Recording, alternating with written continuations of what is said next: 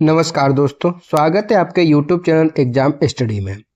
इस वीडियो में हम लोग बात करेंगे चैप्टर नंबर 3 लूसेंट का चैप्टर नंबर 3 यानी कि लूसेंट में जो इतिहास पोर्शन है। इतिहास में मैंने शुरू किया है प्राचीन इतिहास। जहाँ जहाँ से प्रश्न पूछे जाते हैं उन सबको मैं विधिवत रूप से यहाँ पे डिस्क्राइब करूँगा और बताऊँगा यहाँ पे किस प्रकार से प्रश्न पूछे जाते हैं, और साथ साथ में जो जो चीज़ें इंपॉर्टेंट है उन्हीं को लेकर मैं यहाँ पे चल रहा हूँ। और एक वीडियो में एक पूरा चैप्टर आपको मैं समाप्त कर रहा हूँ। इससे पहले मैंने 2 चैप्टर करा दिए, अगर वो दोनों वीडियो आप लोगों ने नहीं देखे तो उनको देख लीजिए। और उसी क्रम को हम आगे बढ़ाते हुए इस वीडियो में बात करेंगे सिंधु सभ्यता के बारे में। चलिए सबसे पहले देखेंगे सिंधु सभ्यता। इसमें देखेंगे रेडियो कार्बन 14 जैसी नवीन विश्लेषण पद्धति के द्वारा सिंधु सभ्यता की सर्वमान्य तिथि जो 2400 ईसा पूर्व से मानकर और 1700 ईसा पूर्व मानी गई। तो एक प्रश्न पूछा जाता है कि सिंधु घाटी सभ्यता का कब से कब तक काल है, तो 2400 ईसा पूर्व से लेकर 1700 ईसा पूर्व तक माना जाता है। और इसका विस्तार कैसा है, तो इसका विस्तार है त्रिभुजाकार। तो सिंधु सभ्यता कैसी है, तो त्रिभुजाकार यहाँ पे ऑप्शन आपको दे सकता है। नेक्स्ट है कि तिथि निर्धारण कि कार्बन 14 यानी कार्बन 14 की खोज अमेरिकी के प्रसिद्ध रसायन शास्त्री BF लीबिक द्वारा 1946 में की गई थी। तो क्वेश्चन पूछा जा सकता है कि कार्बन 14 की खोज किसने की थी और कब की थी, तो उन वर्ष 1946 में BF लीबिक के द्वारा इसकी क्या की गई है, तो इसकी तिथि को निर्धारण मतलब कि कार्बन 14 की खोज की गई थी। इस पद्धति में जिस पदार्थ में कार्बन 14 की मात्रा जितनी ही कम होती है वह उतनी ही प्राचीन मानी जाती है। यानी कि कोई भी पदार्थ है जिसमें कार्बन 14 की मात्रा जितनी ही कम होगी उतनी उसको प्राचीन माना जाता है। तो इसी के यानी कि जो कार्बन 14 की तकनीक या विधि के द्वारा किसी भी जीवाश्म की या किसी भी वस्तु की समय का पता लगाया जा सकता है कि ये वस्तु कितनी पुरानी है। तो इस प्रकार से हम देख सकते हैं। नेक्स्ट है कि सिंधु सभ्यता की खोज 1921 में राय बहादुर दयाराम साहनी ने की थी। देखो सिंधु सभ्यता की खोज किसने की थी, 1921 में किसने की, दयाराम साहनी के द्वारा की गई थी। सिंधु सभ्यता को आद्य ऐतिहासिक अथवा कांस्य युग की सभ्यता कहा जाता है। तो क्या कहा जाता है, आद्य ऐतिहासिक युग की सभ्यता या तो कांस्य युग की सभ्यता के नाम से सिंधु घाटी सभ्यता को जाना जाता है। इस सभ्यता के मुख्य निवासी द्रविड़ यानी भूमध्य सागरीय थे। द्रविड़ थे और भूमध्य सागरीय इस सभ्यता के मुख्य निवासी थे। तो ये भी आप लोग याद रखेंगे। देखिए जहां से प्रश्न पूछा जाता है मैं उसी चीज को डिस्क्राइब करूंगा, और यहां से प्रश्न पूछा ही जाता है। सर जॉन मार्शल जो कि 1924 में सिंधु घाटी सभ्यता नामक एक उन्नत नगरीय सभ्यता पाए जाने के विधिवत घोषणा की थी। तो प्रश्न पूछा जाता है कि सिंधु घाटी सभ्यता की खोज जो है 1924 में विधिवत रूप से नगरीय सभ्यता पाए जाने, यानी कि नगरीय सभ्यता इसको बताया गया किसने, तो सर जॉन मार्शल के द्वारा। इस प्रकार से प्रश्न आप लोग याद रखेंगे। नेक्स्ट है कि सिंधु सभ्यता के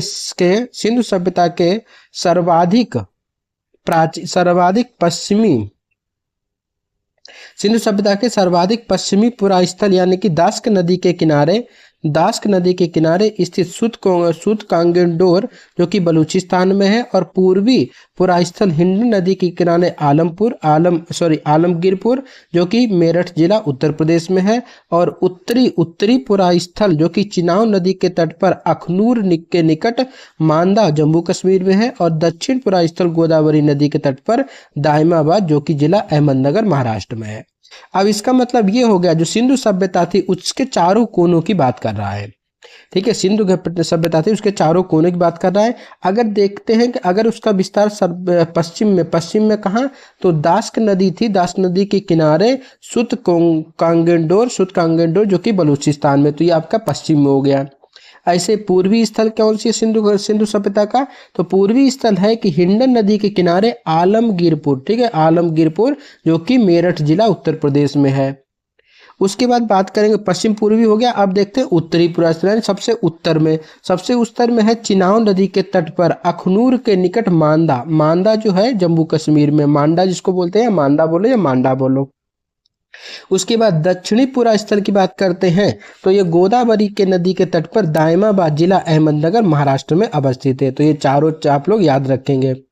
नेक्स्ट है कि सिंधु सभ्यता या सैंधव सभ्यता नगरीय सभ्यता थी, कैसी थी?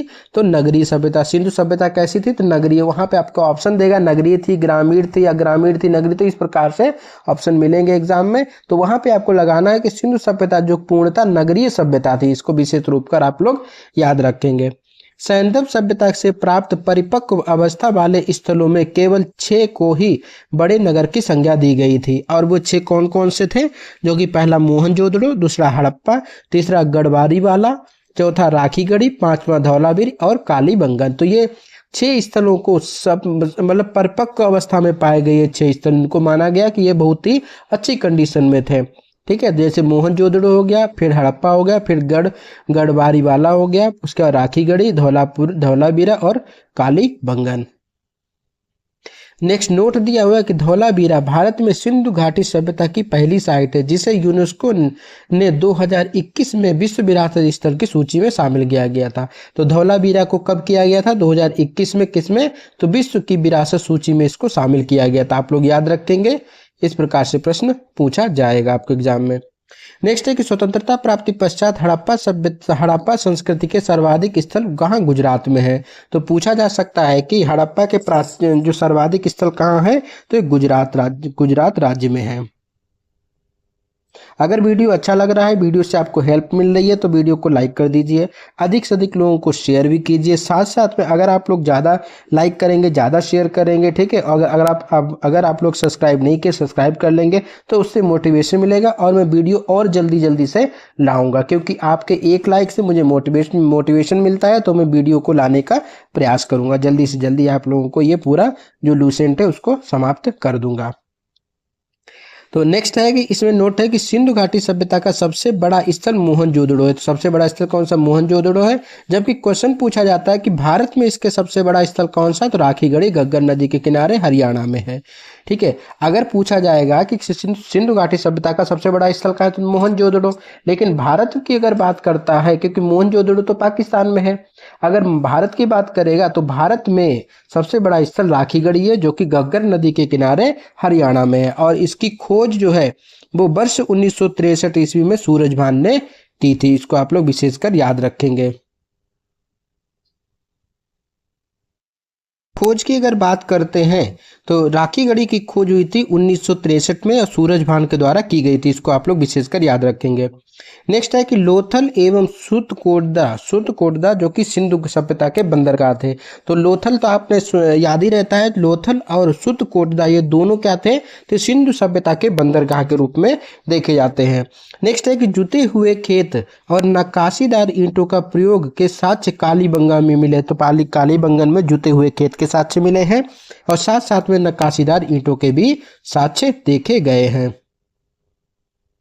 अब हम लोग यहाँ देखते हैं, देखिए एक ट्रिक है हसामोर। हसामोर अगर आप लोग याद रखेंगे, हसामोर हा से हो गया हड़प्पा और सा से हो गया दयाराम साहनी की खोज, यानी हड़प्पा की खोज दयाराम साहनी ने की थी। हसामोर मो से हो गया मोहनजोदड़ो और आर से हो गया राखलदास बनर्जी ने इसकी खोज की थी। तो इस प्रकार से आप लोग ट्रिक से भी याद रख सकते हैं। मोहनजोदड़ो से प्राप्त स्नानागार संभवतः सैंधव सभ्यता की सबसे बड़ी इमारत है, जिसके मध्य स्थित स्नान कुंड 11.88 मीटर लंबा और 7.0 मीटर चौड़ा तथा 2.43 मीटर गहरा है। नेक्स्ट है कि अग्निकुंड लोथल तथा कालीबंगा से प्राप्त हुआ है। जो अग्निकुंड है वो कहाँ से प्राप्त हुए हैं? लोथल और कालीबंगा से अग्निकुंड मिले हैं। अग्निकुंड वेदिका भी बोला जाता है। तो ये सभी कहाँ मिले हैं? अग्निकुंड लोथल और कालीबंगा से मिले हैं। नेक्स्ट है कि मोहनजोदड़ो से प्राप्त एक सील पर 3 मुख वाले देवता पशुपतिनाथ की मूर्ति मिली है। तो पशुपतिनाथ की मूर्ति कहाँ मिली है? तो ये मिली है मोहनजोदड़ो से। और उनके चारों ओर हाथी, गैंडा, चीता और भैंसा विराजमान है। तो इनमें से पूछा जाता है इनमें से कौन सी आकृति विराजमान नहीं है? तो वहां पे गाय दे देगा, सिंह दे देगा, तो ऐसे शेर दे देगा। तो ये चीजें आप लोगों को याद रखनी पड़ेगी कि जो पशुपतिनाथ की मूर्ति है उसके चारों ओर कौन कौन से हैं? तो एक हाथी है, एक गैंडा है, एक चीता है और एक भैंसा है जो कि विराजमान है। नेक्स्ट है कि नर्तकी की मूर्ति की अगर बात करेंगे, नर्तकी की कांस्य मूर्ति जो कि मोहनजोदड़ो से मिली है। नेक्स्ट है कि हड़प्पा की मोहरों पर सबसे अधिक एक श्रृंगी पशु का अंकन मिलता है। तो याद रखना है कि हड़प्पा की जो मोहरें हैं उनमें सबसे अधिक एक श्रृंगी पशु है उसका अंकन मिलता है। यहाँ से प्राप्त एक आयताकार मोहरे में स्त्री के गर्भ से निकलता हुआ पौधा दिखाई दिया है। तो आयताकार मोहरे मिली है जिनमें एक आकृति बनी हुई है कि स्त्री के गर्भ से निकलता पौधा दिखाया गया है। नेक्स्ट है कि मनके बनाने का कारखाना लोथल और चहुंदड़ों में। तो मनके बनाने का जो कारखाना ये कहाँ मिले हैं? लोथल में मिले हैं और चहुंदड़ों में मिले हैं। नेक्स्ट है कि सिंधु सभ्यता की लिपि भाव चित्रात्मक है। यह लिपि दाईं से बाईं ओर लिखी जाती है। तो पूछा जाता है कि सिंधु घाटी सभ्यता जो थी उसकी लिपि कैसी थी? तो उसकी लिपि थी भाव चित्रात्मक थी, यानी चित्रों के आधार पर बताया गया था कि हाँ ये क्या आकृति, मतलब आकृति बना के कि हाँ इस प्रकार से कुछ रहा होगा। तो इस प्रकार से वहां पे देखा गया कि वो जो लिपि थी कैसी थी? तो भाव चित्रात्मक थी। और यह लिपि दाईं से बाईं ओर लिखी जाती है। दाईं से बाईं मतलब कि इस प्रकार से, यहां से शुरुआत करेंगे ऐसे ऐसे, तो ये हो गया दाईं से बाईं तरफ लिखना। यह अभिलेख एक से अधिक पंक्तियों का होता था और जो पहली पंक्ति दाईं से बाईं, दूसरी बाईं से दाईं लिखी जाती थी। कोई भी अभिलेख होता था अधिक पंक्तियों का जो होता था वो था कि एक तो पंक्ति लिखी जाती थी दाईं से बाईं की तरफ, तो दूसरी लिखी जाती थी बाईं से दाईं की तरफ। नेक्स्ट है कि लेखन कला की उचित प्रणाली विकसित करने वाली पहली सभ्यता सुमेरिया की सभ्यता थी। तो ये भी आप लोग याद रखेंगे कि लेखन की कला जो है उसको उचित प्रणाली विकसित हुई है लेखन कला की, ये सुमेरिया की सभ्यता से। नेक्स्ट है कि सिंधु सभ्यता के लोगों ने नगरों और घरों के विन्यास के लिए ग्रीड पद्धति अपनाई थी। ठीक है, तो कैसी पद्धति अपनाई गई थी? तो ग्रीड पद्धति अपनाई गई थी नगरों और घरों के विन्यास को बनाने के लिए, यानी कि नगरों की संरचना इस प्रकार से थी या नगर जो थे बसे हुए थे कैसे, तो एक ग्रीड जो होता है उस प्रकार की पद्धति को इन्होंने अपनाया था। नेक्स्ट है कि घरों के दरवाजे और खिड़कियां सड़क की ओर न खुलकर पिछवाड़े की ओर खुलते थे। अब जो घर बने हुए थे उनके जो दरवाजे थे वो सड़क की ओर न खुल के पीछे की ओर खुलते थे, लेकिन एकमात्र लोथल जगह है, लोथल पे घरों के दरवाजे मुख्य सड़क की ओर खुलते थे। तो यही आपको प्रश्न पूछे जाने की संभावना रहती है, कई बार पूछा गया है कि सिंधु घाटी सभ्यता का इनमें से कौन सा ऐसा स्थल है जहां पर आपको जो सड़क दरवाजे, घरों के दरवाजे हैं जो किस सड़क की ओर खुलते थे। तो वहां पे आपको ऑप्शन दे देगा राखीगढ़ी हो गया, मोहनजोदड़ो हो गया, हड़प्पा हो गया, लोथल हो गया, ऐसे करके ऑप्शन दे देगा। तो वहां पे आपका लोथल सही आंसर होगा। नेक्स्ट है कि सिंधु सभ्यता का मुख्य फसल गेहूं और जौ थी। तो मुख्य फसल कौन सी थी? गेहूं और जौ थी। तो वहीं सैंधववासी मिठास के लिए शहद का प्रयोग करते थे, लेकिन मीठे के लिए क्या करते थे? वो लोग शहद का प्रयोग करते थे। मिट्टी के बने हल का साक्ष्य बनावली में से मिला है। तो मिट्टी देखो, जुते हुए पूछेगा, जुटे हुए मिट्टी के हल कहाँ, जुते हुए खेत के जो कहाँ मिले हैं, तो आपको जाना पड़ेगा कालीबंगा में। तो वहीं पूछेगा मिट्टी के हल, जो मिट्टी के हल की आकृति कहाँ मिली है, तो ये बनावली से प्राप्त हुई है। नेक्स्ट है कि रंगपुर और लोथल से चावल के दाने मिले हैं। तो रंगपुर से और लोथल से क्या मिले? चावल के साक्ष्य मिले हैं और जिनसे धान की खेती होने का प्रमाण मिलता है। चावल के प्रथम साक्ष्य लोथल से ही प्राप्त हुए। विशेषकर याद रखना है चावल का जो प्रथम साक्ष्य कहाँ से मिला है? तो लोथल से मिला है। नेक्स्ट है कि सुरकोटदा, कालीबंगन तथा लोथल से सैंधव कालीन घोड़े के अस्थिपंजर मिले। देखिए घोड़े के ज्यादा साक्ष्य नहीं मिले हैं, लेकिन ये तीन जगहों से यानी सुरकोटदा से, कालीबंगन से और लोथल से अस्थिपंजर लोहे मतलब अस्थिपंजर मिले हैं। हाथ किसके? तो घोड़े के। नेक्स्ट है कि तौल की इकाई थी इसका 16 का अनुपात में थी। तो तौल की जो इकाई होती थी वो संभवतः 16 के अनुपात में थी। नेक्स्ट है कि सैंधव सभ्यता के लोग यातायात के लिए 2 पहियों और 4 पहियों वाली बैलगाड़ी और भैंसा गाड़ी का उपयोग करते थे। तो सैंधव सभ्यता के लोग यातायात के लिए या तो 2 पहिए की गाड़ी, नहीं तो वो लोग 4 पहियों की बैलगाड़ी या भैंसा गाड़ी का उपयोग करते थे। नेक्स्ट है कि मेसोपोटामिया की अभिलेखों में वर्णित मेलुहा शब्द का अभिप्राय सिंधु सभ्यता से है।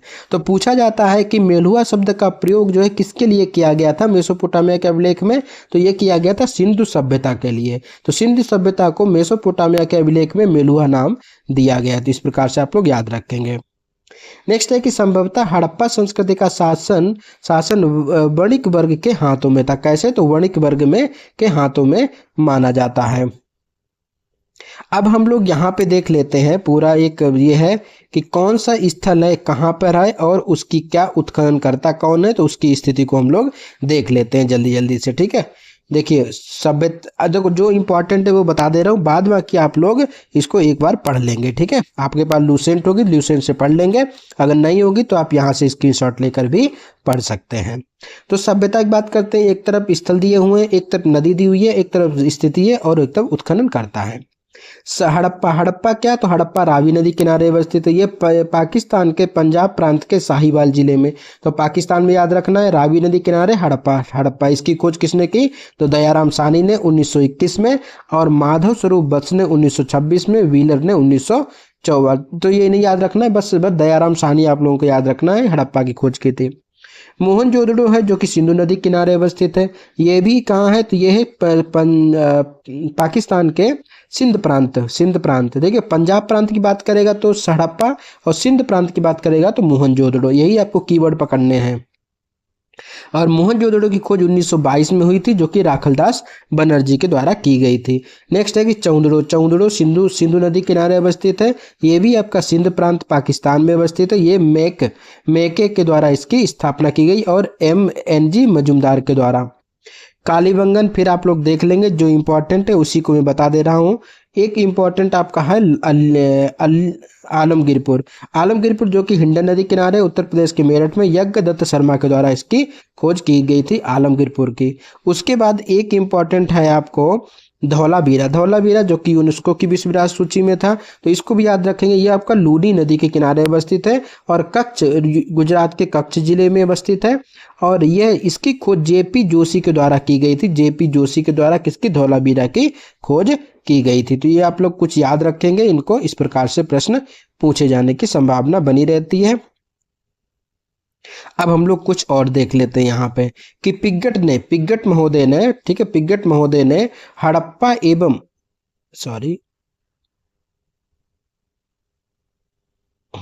तो क्या बोला है, पिग्गट महोदय ने हड़प्पा, यहाँ से देखते हैं।